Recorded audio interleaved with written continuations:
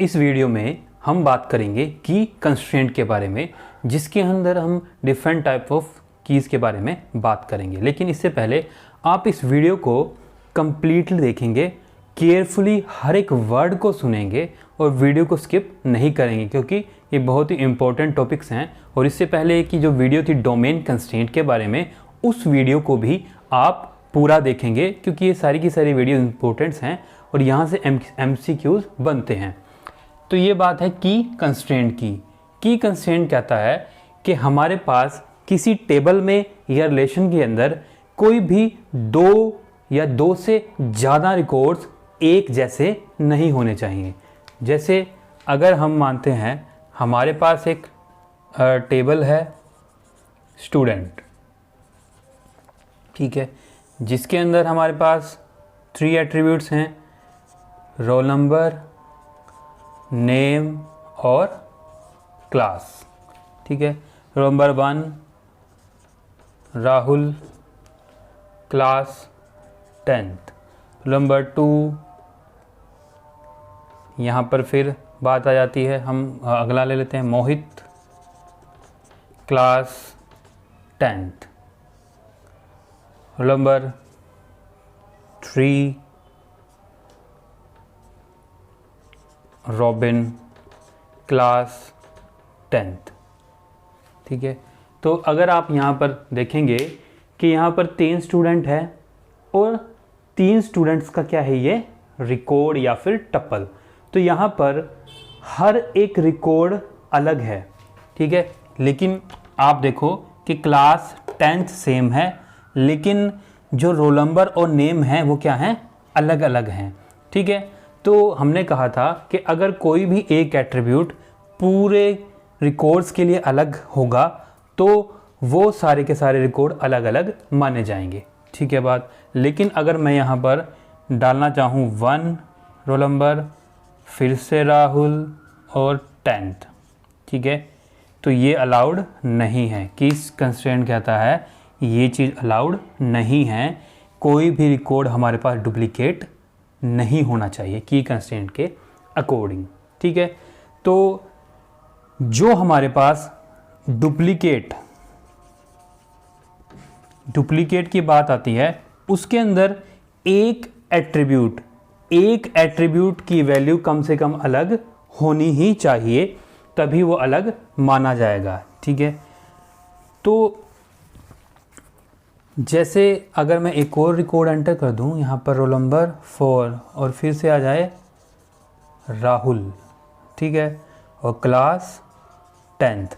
अब आप यहाँ पर देखेंगे कि नेम राहुल यहाँ है, सेम है, क्लास 10th सेम है, तो इन दोनों एट्रीब्यूट की वैल्यू सेम है। लेकिन जो रोल नंबर है ना, वो रोल नंबर एट्रीब्यूट के लिए दोनों रिकॉर्ड्स की वैल्यू अलग अलग है।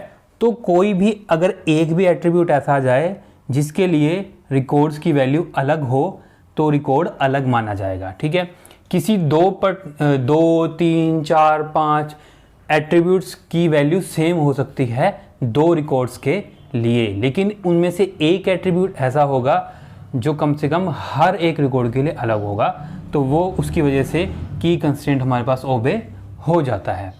बात समझ में आ गई? तो की कंस्ट्रेंट हमें ये कहता है। तो अब हम बात करेंगे सुपर की के बारे में। तो सुपर की है set of attributes which identify each record or tuple uniquely। ठीक है, क्या है ये? Set of attribute which identify each record और टपल यूनिकली। तो सुपर की है एट्रीब्यूट्स का सेट, मतलब कि सुपर की के अंदर एक एट्रीब्यूट भी हो सकता है, एक से ज़्यादा एट्रीब्यूट भी हो सकते हैं। तो वो सेट ऑफ एट्रीब्यूट है जो हमें ये बताता है कि हमारे पास हर एक रिकॉर्ड अलग अलग होगा। ठीक है, जैसे अगर मैं क्लास की बात करूं, क्लास तो अब आप देख सकते हैं क्लास एट्रीब्यूट से मैं ये नहीं बता सकता कि ये जो हम पर्टिकुलर किसी रिकॉर्ड की बात कर रहे हैं तो वो किसका है। अगर मैं कहता हूँ क्लास 10th, ठीक है, मुझे क्लास 10th मोहित का रिकॉर्ड देखना है, लेकिन सिर्फ क्लास 10th के बेस पे तो मैं नहीं बता सकता ना कि मोहित का रिकॉर्ड कौन सा होगा, क्योंकि यहाँ पर आप देखें सभी के लिए क्लास 10th है, ठीक है। तो क्लास 10th तो हमें नहीं बता पाएगी कि मोहित का रिकॉर्ड क्या है, उसके मार्क्स क्या हैं। तो अगर मैं उसके साथ नेम अटैच कर देता हूँ, क्या अटैच कर देते हैं, नेम, ये इसको उड़ा दिया। अगर मैं मान लेते हैं यहाँ पर नहीं है, ठीक है। तो अब आप देख सकते हैं नेम और क्लास क्या है, राहुल 10th, मोहित 10th, रोबिन 10th। अगर इन 3 रिकॉर्ड की बात करें और इन दोनों एट्रीब्यूट्स की इकट्ठी बात करेंगे तो ये दोनों एट्रीब्यूट मुझे बता सकते हैं कि हर एक रिकॉर्ड अलग अलग है। लेकिन जैसे मैंने कहा था, अगर ये आ जाएगा नंबर 4 राहुल और 10th, अब यहाँ पर ये 2 एट्रीब्यूट आकर फेल हो गए इकट्ठे कि यहाँ पर भी राहुल 10th है और यहाँ पर भी राहुल 10th है। तो अब सिर्फ नेम और क्लास के बेस पे हम आइडेंटिफाई नहीं कर पाए कि सभी रिकॉर्ड अलग अलग है। तो इसके साथ हम क्या करते हैं, फिर रोल नंबर को भी अटैच कर देते हैं, ठीक है। तो अब क्या हो गया, ये 3 एट्रीब्यूट, पहले 2 एट्रीब्यूट का सेट बना, पहले एक सिंगल का था क्लास का, उससे आइडेंटिफाई नहीं हुआ ईच रिकॉर्ड यूनिकली। फिर हमने इसमें नेम ऐड किया, जब तक 4th रिकॉर्ड नहीं था तब तक तो ये यूनिकली हर रिकॉर्ड को आइडेंटिफाई कर रहा था अलग अलग। लेकिन जैसे ही 4th आया, 2 एट्रीब्यूट का सेट, ये भी फेल कर गया हर रिकॉर्ड को यूनिकली आइडेंटिफाई करने में। फिर हमने क्या अटैच कर दिया, रोल नंबर। अब आप देख सकते हैं चाहे क्लास सेम हो हर एक रिकॉर्ड के लिए, चाहे नेम और क्लास की वैल्यू इकट्ठी सेम हो किन्हीं 2 रिकॉर्ड के लिए, लेकिन यहाँ पर रोल नंबर हर एक रिकॉर्ड के लिए अलग होगा। तो अगर इन तीनों एट्रीब्यूट्स का हम सेट इकट्ठा ले लेंगे तो ये हमें बता देगा कि हर एक रिकॉर्ड रिलेशन या टेबल के अंदर अलग अलग है। तो ये क्या हो गया, एक सेट ऑफ एट्रीब्यूट। तो सुपर की क्या है, सेट ऑफ एट्रीब्यूट जो हमें बताता है हर रिकॉर्ड क्या है यूनिकली।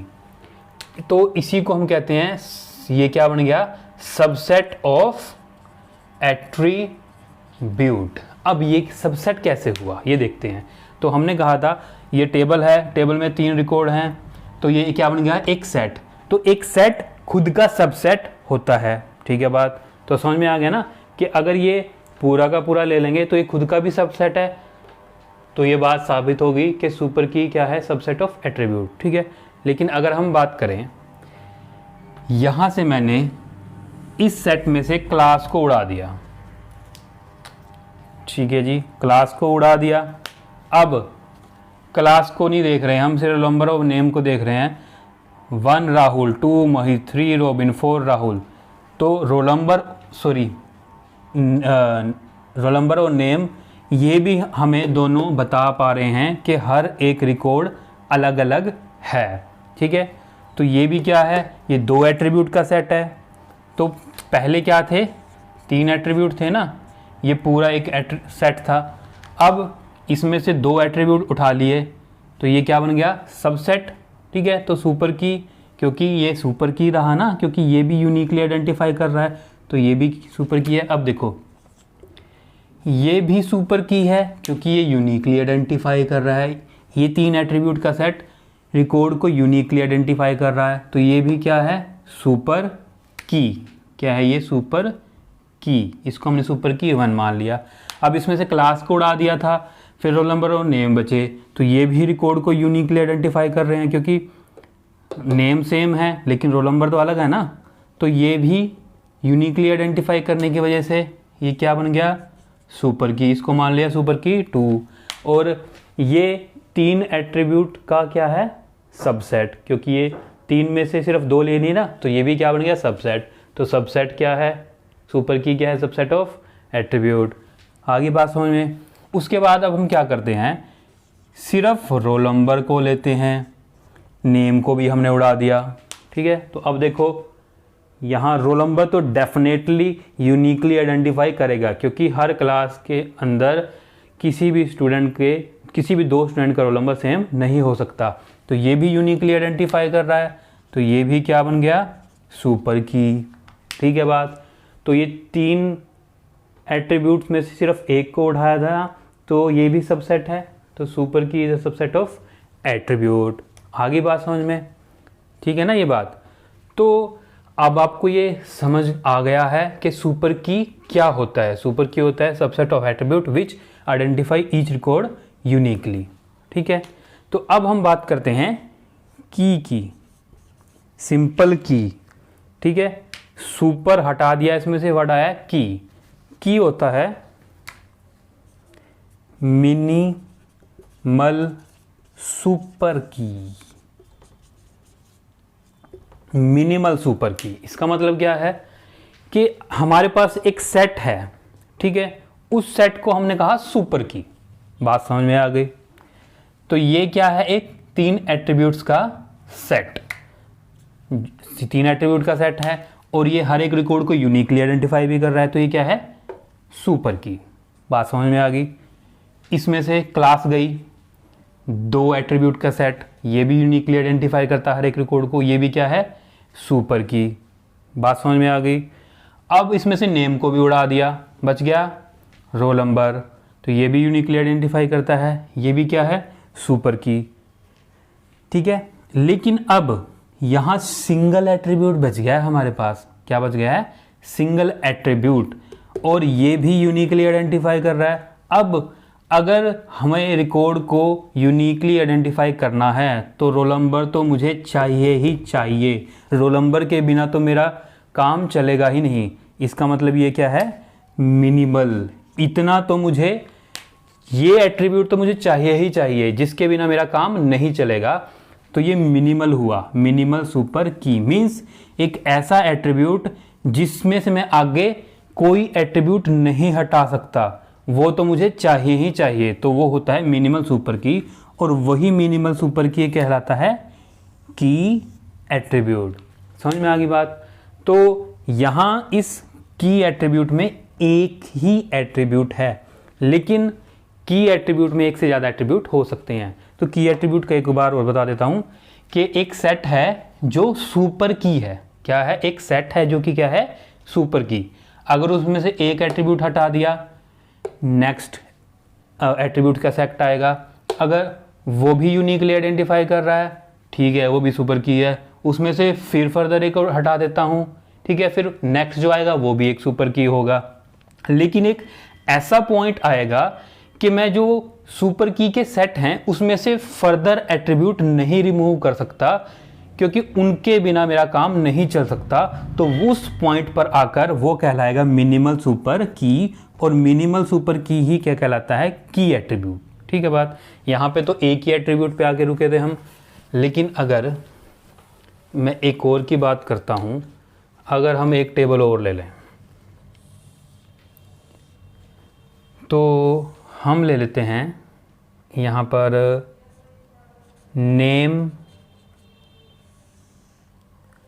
उसके बाद नेम के बाद हम बात करते हैं डोर नंबर, डोर के बाद हम बात करते हैं स्ट्रीट नंबर, उसके बाद का बात करते हैं as number.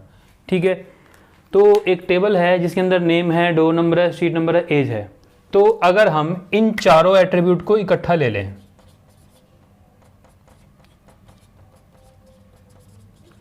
Name, door number, street number और एज, तो इन चारों एट्रीब्यूट्स की हेल्प से हम बता सकते हैं किसी पर्टिकुलर पर्सन के बारे में। ठीक है, कि एक पर्टिकुलर एड्रेस पर एक पर्टिकुलर बंदा है, तो इन चारों एट्रीब्यूट की हेल्प से वो पता लग सकता है। ठीक है बात। तो अगर मैं बात करूं कि मेरे पास ये चारों एट्रीब्यूट हैं, ये यूनिकली आइडेंटिफाई कर सकते हैं किसी भी पर्सन को, ठीक है, तो ये क्या कहलाया, सुपर की। ठीक है, अब अगर मैं इसमें से एज को उड़ा दूं, एज को उड़ा दिया, ठीक है, क्योंकि अगर सिर्फ एज की बात करें तो दो एक ही घर के अंदर, ठीक है, दो पर्सन सेम एज के हो सकते हैं, तो एज को मैं उड़ा सकता हूँ, एज को मैंने उड़ा दिया। अब अगर मैं बात करूँ name, door number, street number, ठीक है, तो अब भी तो मैं यूनिकली आइडेंटिफाई कर सकता हूँ किसी पर्सन को कि एक स्ट्रीट के अंदर एक पर्टिकुलर डोर नंबर मतलब पर्टिकुलर हाउस नंबर, उसके अंदर एक पर्टिकुलर नेम का बंदा है, ठीक है, तो यहाँ से ये आइडेंटिफाई कर सकता है यूनिकली। तो पहले 4 एट्रीब्यूट थे, उसमें से एक उड़ाया, अब 3 का बना, तो ये भी यूनिकली आइडेंटिफाई कर रहा है, तो ये भी क्या है, एक सुपर की। बात समझ में आ गई। अब अगर मैं स्ट्रीट नंबर को उड़ा दूं, क्या बचा, सिर्फ नेम और डोर नंबर, ठीक है, क्या बचा है, नेम एंड डोर नंबर। लेकिन अब सिर्फ नेम है और डोर नंबर है, स्ट्रीट नंबर है ही नहीं, तो हमें पता कैसे चलेगा कि ये पर्टिकुलर बंदा इस पर्टिकुलर हाउस में रहता है, लेकिन वो हाउस किस स्ट्रीट नंबर के अंदर है, तो अब हम यूनिकली आइडेंटिफाई नहीं कर पाएंगे। तो इसका मतलब क्या है कि मुझे इन सब के साथ स्ट्रीट नंबर भी चाहिए, ठीक है, या फिर मैं नेम और डोर नंबर की नेम और स्ट्रीट नंबर की बात करूं, तो मुझे पता चल गया नेम है, स्ट्रीट नंबर है, लेकिन घर का नंबर नहीं पता, तो यहाँ से मैं अब भी नहीं बता सकता कि कोई पर्टिकुलर पर्सन है या नहीं, ठीक है। तो और खाली नेम की बात करें तो एक एरिया के अंदर एक नाम के कई बंदे हो सकते हैं, तो नेम से भी मैं खाली आइडेंटिफाई नहीं कर सकता। तो इसका मतलब ये तीनों एट्रीब्यूट मुझे चाहिए ही चाहिए, इनके बिना मेरा काम नहीं चलेगा। एक टाइम पर एज को हम हटा सकते हैं, लेकिन इन 3 एट्रीब्यूट्स तो मुझे चाहिए ही चाहिए। तो ये क्या बन गया, मिनिमल सुपर की, ठीक है बात। और मिनिमल सुपर की ही क्या कहलाता है, की एट्रीब्यूट। बात समझ में आ गई ना, कि हमारे पास जो की एट्रीब्यूट होता है वो होता है मिनिमल सुपर की, ठीक है जी। उसके बाद अब हम बात करते हैं कैंडिडेट कीज़ की। अगर एक टेबल यही है मान लेते, इसके अंदर और एट्रीब्यूट जोड़ दें, अब यहाँ पर 2 एट्रीब्यूट और जोड़ देते हैं, एक आ गया फ़ोन नंबर और एक आ गया आधार, ठीक है बात समझ में। तो अब देख सकते हैं क्लास के अंदर हर एक बच्चे का रोल नंबर अलग होगा, फ़ोन नंबर भी अलग होगा, आधार नंबर भी अलग होगा, ठीक है ना। तो यहाँ पर मैं खाली रोल नंबर की हेल्प से भी आइडेंटिफाई कर सकता हूँ, तो ये भी क्या है, की एट्रीब्यूट। खाली फ़ोन नंबर से भी आइडेंटिफाई कर सकता हूँ पर्टिकुलर स्टूडेंट को, ये भी की एट्रीब्यूट हुआ। और आधार नंबर से भी आइडेंटिफाई कर सकता हूँ किसी पर्टिकुलर पर्सन को, तो ये भी क्या हुआ, की। तो एक टेबल के अंदर एक से ज़्यादा की एट्रीब्यूट आ गए। अब बात समझना ध्यान से, ये 2 एट्रीब्यूट की बात नहीं की थी हमने, सिर्फ रोल नंबर से आइडेंटिफाई कर सकता था, लेकिन अब फ़ोन नंबर भी आ गया, आधार नंबर भी आ गया। तो रोल नंबर तो डेफिनेटली कर रहा था यूनिकली आइडेंटिफाई, हम कहते हैं क्लास में जाके रोल नंबर 10, ठीक है, तो एक ही बच्चे का होगा ना, तो वही खड़ा होगा। फिर हम कहते हैं रोल नंबर की बात नहीं करते, हम क्लास में जाके बोलते हैं ये फ़ोन नंबर जिसका है वो खड़ा हो जाए, ठीक है। अगर क्लास के अंदर 2 भाई बहन नहीं हैं, सिंगल ही है, तो चल जाएगा, वो सिंगल बंदा ही खड़ा होगा, अभी ये मेरा फ़ोन नंबर है, ठीक है। तो इससे भी आइडेंटिफाई होगा यूनिकली, तो ये भी क्या है, प्राइमरी की। अगर हम क्लास में जाके सिर्फ आधार नंबर भी बोलेंगे तो उससे भी आइडेंटिफाई हो जाएगा कोई पर्टिकुलर बंदा। तो ये तीनों के 3 अलग अलग से क्या हैं, एक की एट्रीब्यूट। आगे बात समझ में। तो जब एक रिलेशन या टेबल के अंदर एक से ज़्यादा की एट्रीब्यूट आ जाते हैं, तो उनको हम कहते हैं कैंडिडेट कीज़। क्या कहा हमने इनको, कैंडिडेट कीज़। ये ध्यान रखना है जब हम बात करते हैं कैंडिडेट की तो वो होती है कैंडिडेट कीज, ना कि कैंडिडेट की, क्योंकि कैंडिडेट की एक नहीं होती, कैंडिडेट की एक से ज़्यादा होती हैं, तो ये बनता है कैंडिडेट कीज। ठीक है, तो कैंडिडेट क्या है, ये कैंडिडेट कीज। और कैंडिडेट कीज कहाँ से निकल के आई है, की एट्रीब्यूट से। ठीक है ना बात। जब एक से ज़्यादा की अवेलेबल थी तो वो कहलाई कैंडिडेट कीज। और की क्या होता है, मिनिमल सुपर की, तो इसका मतलब कैंडिडेट की भी क्या हुआ, मिनिमल सुपर की। तो ये दोनों बातें याद रखनी हैं कि मिनिमल सुपर की को हम की भी कहते हैं, मिनिमल सुपर की को हम कैंडिडेट कीज भी कहते हैं, और एक से ज़्यादा एट्रीब्यूट हो उनको भी हम कैंडिडेट कीज कहते हैं। ये बात समझ में आ गई ना कैंडिडेट की के बारे में। ठीक है, अब बात करते हैं प्राइमरी की की। तो ये जो मेरे पास कैंडिडेट कीज आई हैं, अब इनका नाम कैंडिडेट कीज ही क्यों पड़ा है, बात करेंगे। तो ये जो कैंडिडेट कीज हैं, इसमें से हम एक एट्रीब्यूट को चूज कर लेंगे एज ए प्राइमरी की। क्या चूज कर लेंगे, प्राइमरी की। तो मान लो मैंने चूज कर लिया रोल नंबर को एज ए प्राइमरी की, तो आप याद रखेंगे जो हमारे पास ये डायग्राम में किसी एट्रीब्यूट के नीचे अंडरलाइन आ जाती थी, या फिर रिलेशन या टेबल के अंदर भी कोई अंडरलाइन के साथ है, या डायग्राम में भी कोई एट्रीब्यूट अंडरलाइन के साथ है, रिलेशन या टेबल के अंदर भी कोई एट्रीब्यूट अंडरलाइन के साथ है, तो वो क्या कहलाएगा, प्राइमरी की। ठीक है, अब हमें ये कैसे पता चलेगा कि इन कैंडिडेट कीज में से कौन से एट्रीब्यूट को प्राइमरी की सिलेक्ट करें। तो उसके लिए एक सिंपल सा है कि वो एट्रीब्यूट जिसके लिए किसी भी रिकॉर्ड में उसकी वैल्यू नल ना हो। अब आप देखो, अगर क्लास के अंदर कोई स्टूडेंट होगा तो उस स्टूडेंट का डेफिनेटली कोई रोल नंबर होगा, तो रोल नंबर एट्रीब्यूट के लिए किसी भी रिकॉर्ड में नल वैल्यू नहीं आएगी। लेकिन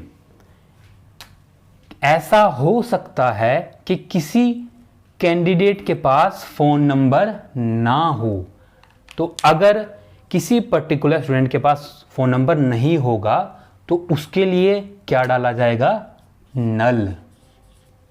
ठीक है, ऐसा भी हो सकता है किसी स्टूडेंट ने आधार कार्ड ना बनवाया हो, तो उसके लिए भी क्या डाला जाएगा, नल। तो कैंडिडेट कीज में से उन कीज एट्रीब्यूट को छोड़ देंगे जिनकी वैल्यू नल हो सकती है। अब हर रिकॉर्ड, अगर फोन नंबर या आधार नंबर की कोई वैल्यू होगी तो वो क्या होगी, यूनिक, लेकिन अगर नहीं होगी तो नल आएगी। तो प्राइमरी की वो की एट्रीब्यूट होता है जिसकी वैल्यू यूनिक भी होती है और नॉट नल भी होती है। ये बात इंपॉर्टेंट है, याद रखना है। की एट्रीब्यूट वो एट्रीब्यूट होता है जिसकी वैल्यू हर रिकॉर्ड के लिए यूनिक होती है और नल भी नहीं होती, नॉट नल। आगे बात समझ में। तो जो ये की कैंडिडेट बन गई थी प्राइमरी की होने के लिए, ये एज अ कैंडिडेट बन गई थी प्राइमरी की होने के लिए, तो इसीलिए इन कीज को हमने क्या कहा है, कैंडिडेट कीज। बात समझ में आ गई ना। कैंडिडेट कीज में से वो की को सिलेक्ट करेंगे जिसकी वैल्यू यूनिक भी होगी और नॉट नल भी होगी। जिस एट्रीब्यूट की वैल्यू यूनिक है लेकिन नल हो सकती है, उसको हम प्राइमरी की नहीं सिलेक्ट करेंगे। ठीक है जी बात। अब जब ये तो बात हमने की थी कि एक ही एट्रीब्यूट के नीचे अंडरलाइन है, जैसे हमने पहले बात की थी ना कि हमारे पास एक टेबल था, उसके अंदर नेम था, डोर नंबर था और स्ट्रीट नंबर था और एज था। यहाँ पर ये तीनों एट्रीब्यूट इकट्ठे मिलकर की बना रहे थे। ठीक है, इसीलिए अगर इसको प्राइमरी की बनना है तो इन तीनों के नीचे इकट्ठा ऐसे अंडरलाइन आएगी टेबल के अंदर, ठीक है बात। तो हमने बताया था ना कि की एट्रीब्यूट में एक से ज़्यादा एट्रीब्यूट हो सकते हैं, एक एट्रीब्यूट भी हो सकता है, एक से ज़्यादा भी हो सकता है। यहाँ पर एक ही एट्रीब्यूट था तो एक एट्रीब्यूट को हमने प्राइमरी की माना, एक के नीचे अंडरलाइन आया। लेकिन यहाँ पर तीनों की हेल्प से वो की बन रहा था, तो अगर इसको प्राइमरी की बनाना है तो तीनों के नीचे एक साथ अंडरलाइन आएगा, तो ये क्या बन जाएंगे, प्राइमरी की। समझ में आ गई बात। अगर हम इसको प्राइमरी की कहेंगे तो वो तीनों एट्रीब्यूट के सेट को कहा जाएगा, और तीनों के नीचे अंडरलाइन आ गई, ठीक है जी। अब यहां पर जो एट्रीब्यूट कैंडिडेट कीज थे उसमें से एक एट्रीब्यूट को हमने प्राइमरी की सिलेक्ट कर लिया, जो बाकी बचे उनको कहा जाता है ऑल्टरनेट की या फिर सेकेंडरी की, ठीक है। ये याद रखना कि कैंडिडेट की में से किसी एक को हमने प्राइमरी की सिलेक्ट कर लिया, जो बाकी बच गए वो कहलाएंगे ऑल्टरनेट की या सेकेंडरी की। तो प्राइमरी की और ऑल्टरनेट की में डिफरेंस क्या हुआ कि प्राइमरी की भी कैंडिडेट की होता है और ऑल्टरनेट की भी कैंडिडेट की होता है। ये समझना ध्यान से कि हमारे पास एक प्राइमरी की भी कैंडिडेट की है, ठीक है, और एक ऑल्टरनेट की भी कैंडिडेट की है। लेकिन डिफरेंस ये है कि प्राइमरी की नॉट नल होता है, कि इसमें नल वैल्यू अलाउड नहीं है, लेकिन ऑल्टरनेट की में नल वैल्यू हो सकती है, ठीक है। तो क्वेश्चन ये भी हो सकता है कि जो प्राइमरी की होती है ना, जो प्राइमरी की होती है वो ऑलवेज कैंडिडेट की होती है। क्या कहा, जो प्राइमरी की है वो ऑलवेज कैंडिडेट की होती है, लेकिन कैंडिडेट की ऑलवेज प्राइमरी की नहीं हो सकती। क्योंकि हमने कैंडिडेट की से प्राइमरी की निकाली थी, ठीक है, और प्राइमरी की होने के लिए एक स्पेशल कंडीशन थी, यूनिकनेस की और नॉट नल की। आगे ना उसमें, तो अगर वो प्राइमरी की है तो डेफिनेटली कैंडिडेट की होगा, लेकिन अगर वो कैंडिडेट की है ये ज़रूरी नहीं है कि वो प्राइमरी की होगा, क्योंकि यहाँ पर ये मान लो ये कैंडिडेट की है लेकिन इनकी वैल्यू नल हो सकती है, इसलिए ये प्राइमरी की नहीं बने। तो ये इंपॉर्टेंट पॉइंट है, प्राइमरी की है तो ऑलवेज कैंडिडेट की होगा, अगर कैंडिडेट की है ऑलवेज प्राइमरी की नहीं होगा, वो प्राइमरी की हो भी सकता है और नहीं भी हो सकता। बात समझ में आ गई ना। तो ये इंपॉर्टेंट कंसेप्ट है, ये आपको याद रखना है। तो इस वीडियो के हर एक वर्ड को केयरफुली आपने सुनना है और नोट डाउन भी कर लेना इन पॉइंट्स को, ठीक है। तो ये की कंस्ट्रेंट हमारे पास कहता था कि कोई भी दो रिकॉर्ड एक जैसे नहीं होंगे, ठीक है, और वो किसकी हेल्प से हुआ, प्राइमरी की। तो प्राइमरी की में हमने बात कर लिया था, ये इसके अंदर यूनिकनेस होगी और नॉट नल होगी, ठीक है। इसी तरह से कोई पर्टिकुलर एट्रीब्यूट है, अगर वो प्राइमरी की नहीं भी होगा तो उसके ऊपर भी हम नॉट नल कंस्ट्रेंट अप्लाई कर सकते हैं। क्यों? क्योंकि अगर नेम की बात करें, ठीक है, अगर क्लास में कोई स्टूडेंट है तो उसका कोई ना कोई नेम तो होगा ना, तो इसीलिए जब नेम एट्रीब्यूट की बात करेंगे इसके ऊपर यूनिकनेस तो नहीं है, ठीक है, यूनिकनेस तो नहीं है, लेकिन नॉट नल जरूर होना चाहिए, क्योंकि अगर स्टूडेंट है तो उसका कोई ना कोई नेम तो होगा। तो की कंस्ट्रेंट दो चीज़ें कहती हैं कि हर एक रिकॉर्ड यूनिक होगा और कोई पर्टिकुलर एट्रीब्यूट है वो नॉट नल भी अगर उसके ऊपर अप्लाई करना है तो कर सकते हैं, ठीक है। तो यहाँ पर हमने बात की प्राइमरी की, कैंडिडेट की और ऑल्टरनेट की और सुपर की भी, ठीक है।